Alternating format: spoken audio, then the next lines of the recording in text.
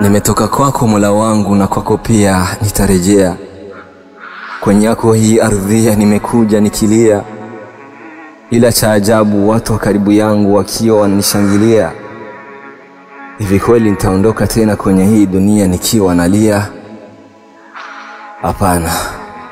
O Allah, nijalie niondoke kwenye huu mgongo wa dunia nikiwa nacheka na kufurahia.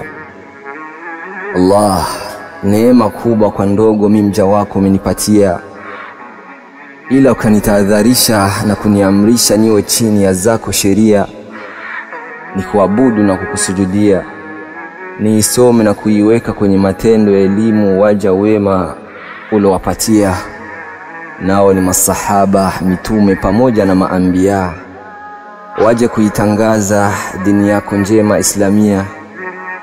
Ila Mola wangu mimi mja wako nimekosea, na kwenye njia yako nimepotea, nimechafuka kwa nyingi dhambi kujifanyia.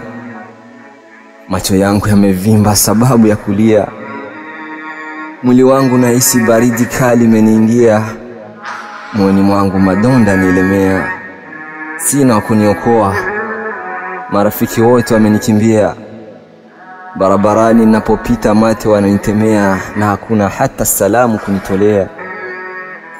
Nadondoka chini natubia, na kwako pia narejea, si kwa kutembea bali ni kwa kukimbia. O Allah, nimekuwa mkosefu wa heshima na nidhamu. Nafsi yangu nimekuwa sina hofu wala uoga wa kuokopa moto wa Jahannamu, nikipuuza hiyo njia ambayo wengi tutaipita nayo ni siratan mustaqim. Wenzangu mali zao nikiwadhulumu, pasina kufikiria sote binadamu tutafufuliwa mbele ya mahakama ya hakimu wa mahakimu.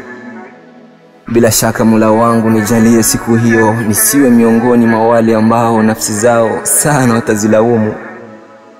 O Allah, nisamehe kwa kushinda ndugu zangu kuwakirimu, wakubwa kwangu wote kutokuwaheshimu, nikaichukia halali na kuipenda haramu.